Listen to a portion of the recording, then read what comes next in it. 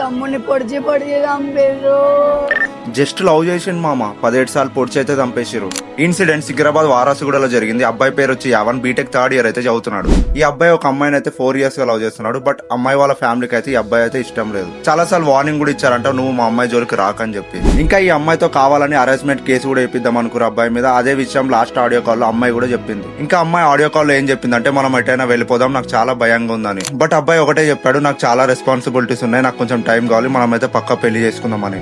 ఇక ఈ అమ్మాయి వాళ్ళ బావ ఇంకా బ్రదర్స్ అయితే ప్లాన్ చేసుకుని నైట్ 10 కి అయితే చంపేశారు మామ. ఇంకా హైలైట్ ఏంటంటే, వీళ్ళు చంపేసిందే కాకుండా స్నాప్ తీసుకొని హైలైట్ చేసిరంట మామ.